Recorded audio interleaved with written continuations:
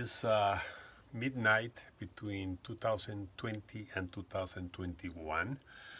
Um, there is peace in this home because everybody's sleeping except me. So I want to take this opportunity to talk about the library that we have. I say we because my wife is also my partner when it comes to many intellectual interests. And I do this with the purpose for my children and my grandchildren to know a part of my life that was very important for me. But at the same time, I want to leave a record of this because this library is pretty much going to disappear in the next 12 months. So let me give you a description of this, highlighting some of the important things I think are essential in my own intellectual growth, and you will be the judge about what all this means. Okay, so here we have behind me, this is the initial part when we're talking about things that have to do with history, with languages, dictionaries for different languages. Um, this group of books that you see here in yellow, these are 12 volumes of the history of the world, which I read completely in its entirety while I was an undergraduate student in Spain. And I've always been very interested in history.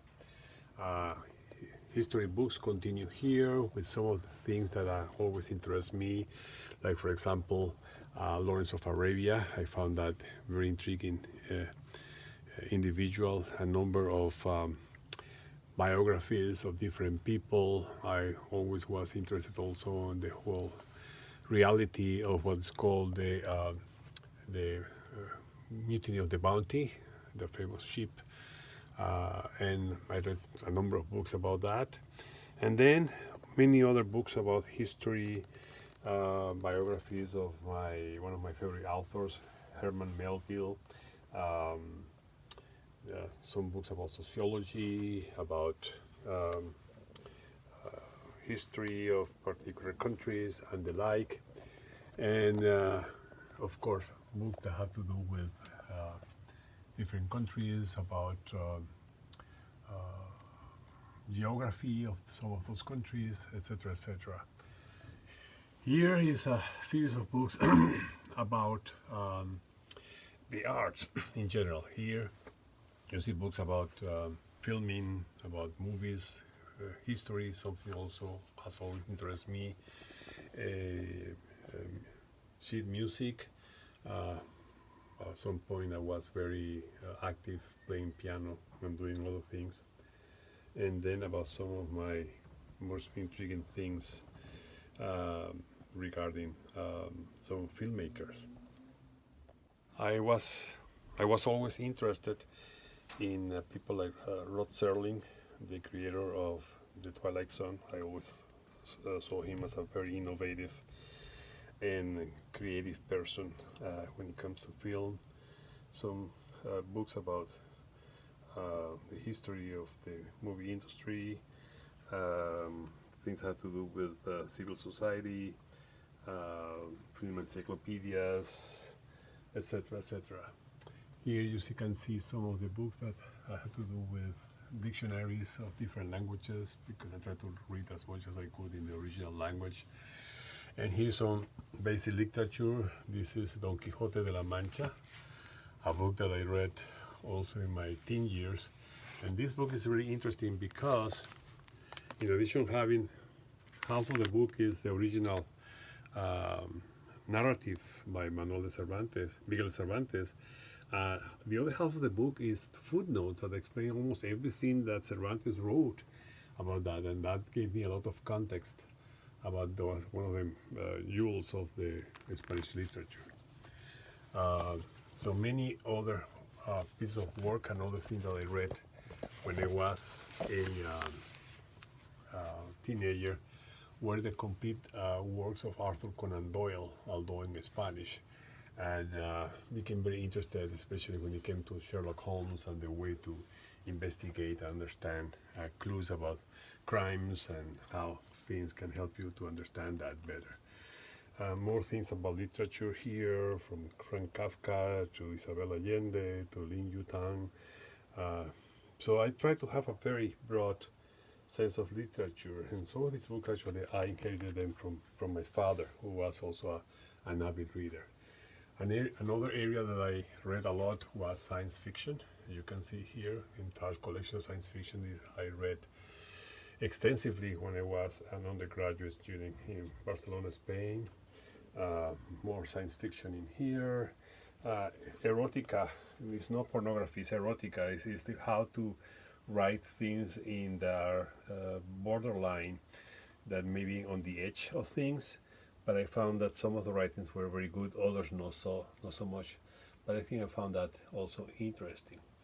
And also some other literature, Spanish literature, American literature, some classics, especially because I think I did pretty well in literature when I was in high school. Here I have more things, the American literature, a bunch of different books about the West Indies, because that's something that I always was interested, given my studies on the whaling in that particular area. A lot of books about Spanish history. I lived there for many years. And some classics, John Steinbeck and the like. So those are things that always interested me.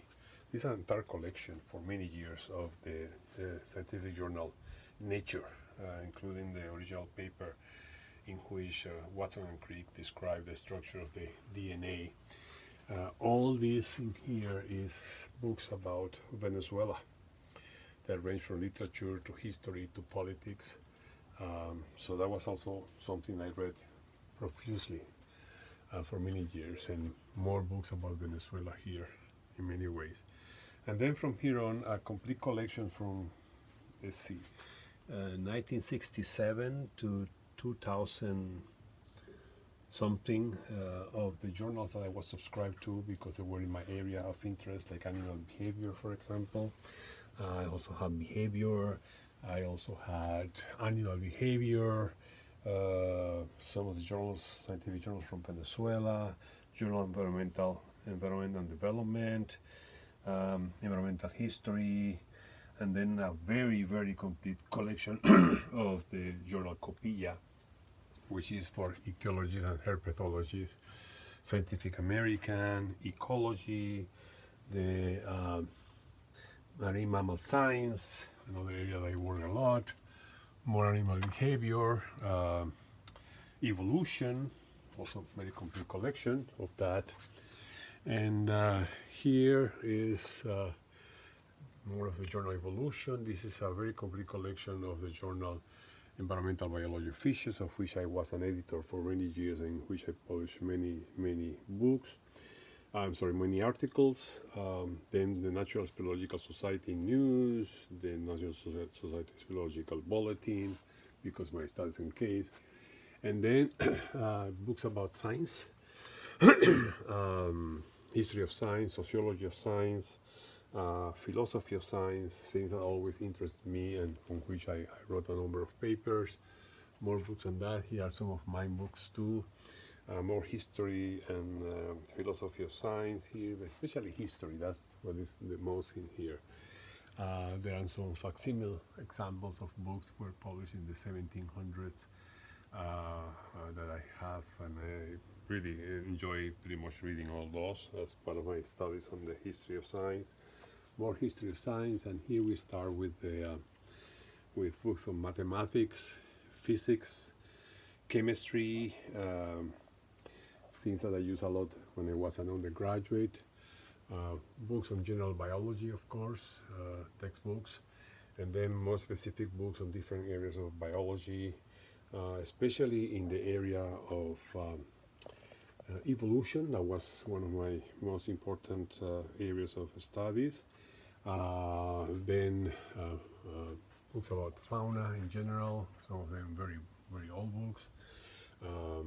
Books here about plants, about animals in genetics, more genetics. I used to teach that.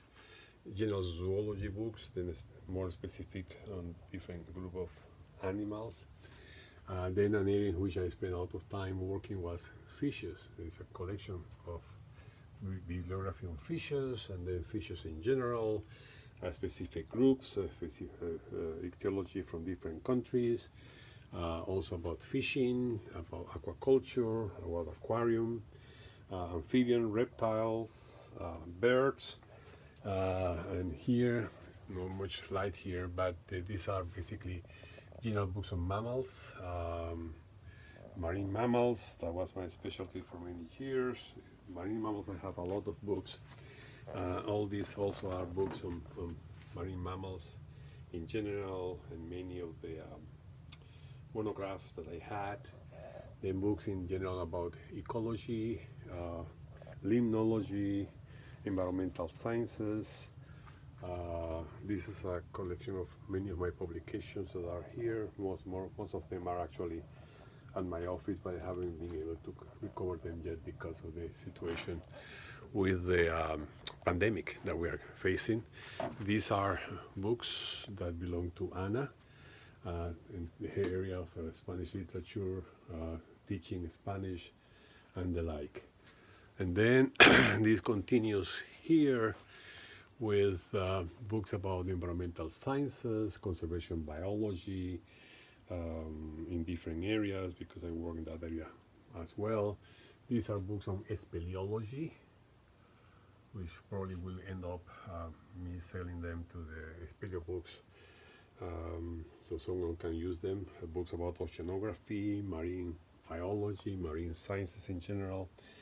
And this is pretty much the collection of books that I have, that are about 6,000 books. These books represent, again, a complete voyage of my intellectual curiosity about different topics. I still have some of the books that have some value for me. This book in here is about astronomy. When I was a kid, 6-year-old, I was very interested in astronomy. My father brought me this book from the United States when we were living in Venezuela, so it's a juvenile book, but I learned a lot by studying that. And also have this book here, which is the first science book for adults that I read when I was still in high school. It's called Biología Fundamental by Carlos Morales Macido, a professor from the Peruvian University. The book actually was a little bit old at that time, 1949. That's 2 years before I was born. And I learned a lot about that. And I read this while I was in the school bus from my home to school and on the way back. There were a lot of things about philosophy of biology, which I found interesting because it opened my mind to other areas of the globe.